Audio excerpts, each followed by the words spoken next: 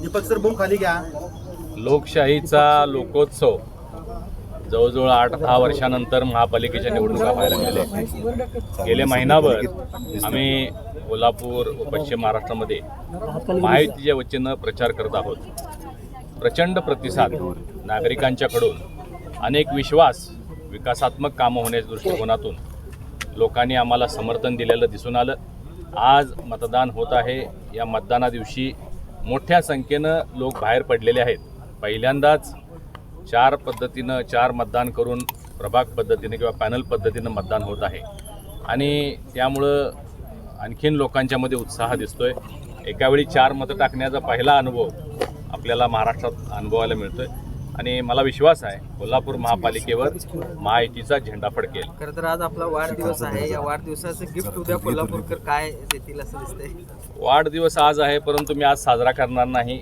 उद्या आमचे सर्व उमेदवार जे निवडून येणार आहेत, महायुतीची सत्ता महापालिकेवर स्थापन होणार आहे, त्या ठिकाणी जाऊन आम्ही वाढदिवस साजरा करणार आहे. खरं तर राज्यभरामध्ये काय नेमकं चित्र दिसतंय तुम्हाला? 29 महापालिकेमध्ये महापालिकेच्या आता निवडणूक होत आहेत महाराष्ट्रामध्ये.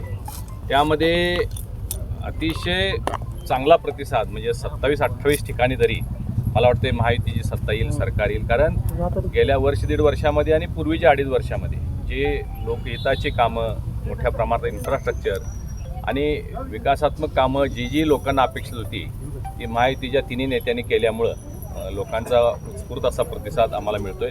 काँग्रेसनं या ठिकाणी पॅनल उभा करून म्हणजे आव्हान देण्याचा प्रयत्न केला, पण ते आव्हान संपुष्टात आलं. कारण पुढं अनेक वर्ष राज्यात, केंद्रात काँग्रेस सरकार येणार नाही हे लोक जाणत आहेत. त्यामुळं काँग्रेसला नाकारून महायुतीच्या लोकांना सबंध महाराष्ट्रामध्ये समर्थन मिळताना दिसून येते. सत्ता असताना देखील महायुतीच्या नेत्यांना या ठिकाणी दबाव टाकावा लागतो, सत्तेचा वापर करावा लागतो, मुख्यमंत्री उपमुख्यमंत्री या ठिकाणी आणावे लागतात, अशा पद्धतीची टीका सतेज पाटील. आमचे जे नेते आहेत हे कार्यकर्त्यांना जपणारे आणि कार्यकर्त्यांना बळ देणारे नेते आहेत. मी सांगितल्याप्रमाणे 8-10 वर्षानंतर निवडणुका होत आहेत. गेल्या 8-10 वर्ष हे सगळे कार्यकर्ते पक्षाची धुरा सांभाळत आहेत, पक्षाचं काम करतायत, पक्षाच्या भूमिका, केंद्र राज्य सरकारच्या योजना लोकांच्या घरापर्यंत, तळागाळापर्यंत पोचवण्याचं काम करतायत आणि त्यामुळं लोकांच्या या सगळ्या उमेदवारांच्या अपेक्षा पूर्ण करण्याच्या दृष्टिकोनातून आमचे नेते आले.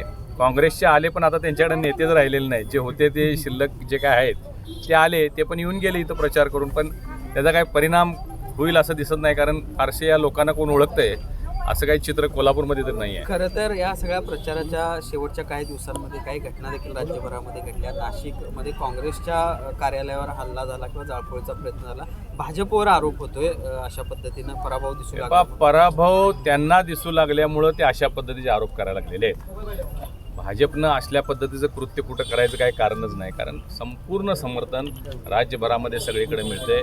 लाडकी बहीण योजनेचा परिणाम आम्हाला दिसतोय. आम्ही प्रचार करत असताना पाहिलं की मोठ्या संख्येनं महिलाच प्रचारामध्ये सहभागी होत्या. प्रचार सभा असेल, रॅली असेल, फेरी असेल आणि त्यामुळं समर्थन भारतीय जनता पार्टीला जास्त आहे. आता काँग्रेसच्या पायाखालची वाळू घसरलेली आहे. त्यांना कुठंच समर्थन मिळत नाही. त्यांचे लोक निवडून येतील अशी शाश्वती नसल्यामुळं ते अशा पद्धतीचे आरोप करतात असं माझं म्हणणं आहे. लाडकी बहीण योजनेचा उल्लेख तुम्ही केला आहे, मात्र कोल्हापुरात काँग्रेसनं या सगळ्या याच्यामध्ये महिलांना मोफत KMT प्रवासाचं एक आश्वासन दिलेलं दिसतंय. त्याचा काय परिणाम? कोल्हापूर महापालिकेच्या KMTची अवस्था बिकट आहे. खूप साऱ्या बसेस बंद अवस्थेमध्ये आहेत. त्यांच्या काँग्रेसच्या 15 वर्षाच्या कार्यकाळात महापालिकेमध्ये कोणतंही भरीव काम ते करू शकलेलं नाही. KMT ज्या बंद पडलेल्या त्याचे टायरसुद्धा ते बदलू शकलेले नाहीत. आम्ही महाडिक परिवारानं 10 लाख रुपये यापूर्वी एकदा KMTच्या बसेस दुरुस्त करण्यासाठी दिलेले होते, आपल्याला सगळ्यांना माहिती आहे. यांच्याकडे सत्ता असून ते करू शकले नाहीत आणि मग अशा पद्धतीने खोटी आश्वासनं महिलांना देऊन फ्री KMT करणार हे म्हणजे एक आमिष दाखवण्याचा प्रयत्न केला आहे. या आमिषाला कोल्हापूरच्या महिला बळी पडणार नाहीत असा मला विश्वास आहे. एकीकडे कोल्हापूरकर उत्स्फूर्तपणे मतदानाला बाहेर पडले, मात्र बऱ्याच मतदान केंद्रावर मशीन बंद पडणे आणि मतदार यादीमध्ये घोळ अशा पद्धतीच्या समस्या. पहिल्यांदाच प्रभाग पद्धतीनं मतदान होत असल्यामुळं आणि याद्यांची फोड झाल्यामुळं थोडासा हा गोंधळ आहे.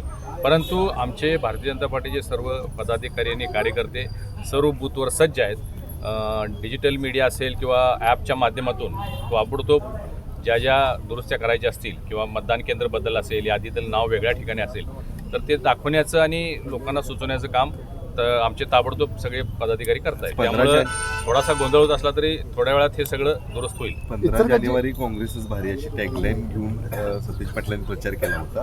15 मॅन्डेट आम्हाला मिळेल असं 15 जानेवारी काँग्रेस कायमचं घरी हे टॅगलाईन आणि हे होर्डिंग्स तुम्हाला उद्या लागलेले दिसतील. साहेब, इचलकरंजीमध्ये काय स्थिती राहील? इचलकरंजीमध्ये सुद्धा खूप चांगलं समर्थन भारतीय जनता पार्टीने महायुतीला मिळताना दिसतंय. होतो ना भविष्य ते असा निकाल इचलकरंजीमध्ये सुद्धा आपल्याला पाहायला मिळेल आणि कोल्हापूर इचलकरंजी दोन्ही ठिकाणी महायुतीचे महापौर होतील याचा मला पूर्ण विश्वास आहे. इचलकरंजीवर देखील एक टीका केली सतीश पाटलांनी की मूळ भाजप आणि नवा भाजप असा एक वेगळा या ठिकाणी वाद सुरू आहे आणि सतरंजा उचलायचं काम त्यांच्या टीकेला उत्तर देण्याची आवश्यकता नाही आहे. ते थोडंसं त्यांनी मानसिक ताण घेतलेला आहे. मी आपल्याला सांगितल्याप्रमाणे हे सतरंजा उचलायचं काम हे कायमपणानं कार्यकर्ते करत असतात. आम्हीही केलेलं आहे, भविष्यातही आम्ही करणार आहे, त्या बाबतीत बोलायची आवश्यकता नाही. परंतु आमच्याकडं तेवढ्या मोठ्या संख्येनं कार्यकर्ते आहेत. काँग्रेसला उमेदवार मिळाले नाहीत. तुम्ही कोल्हापूर शहरामध्ये बघा, 3 ठिकाणी नवरा बायकोला उमेदवारी आणि 1 ठिकाणी वडिलाला आणि मुलगीला उमेदवारी. उमेदवार मिळत नसल्यामुळे त्यांची अवस्था अशी दुरावस्था झालेली आहे आणि धनदांडगे उमेदवार त्यांनी मुद्दा म्हणून निवडण्याचं काम केलं. काल त्यांचा बालेकिल्ला असणारा बावडा परिसरामध्ये प्रचंड मोठ्या प्रमाणात काँग्रेसनं पैसे वाटलेल्याचा आम्हाला निरोप आलेला आहे. तुमचं एवढं जर काम चांगलं असेल तर तुम्हाला पैसे वाटायची काय आवश्यकता आहे? आणि निकालामध्ये धनशक्ती विरुद्ध जनशक्ती, कोल्हापूरची जनशक्ती ही महायुतीसोबत राहील आणि त्यांचे कितीही त्यांनी पैसे वाटले असतील तर ते लोक नाकारतील याचा मला विश्वास आहे.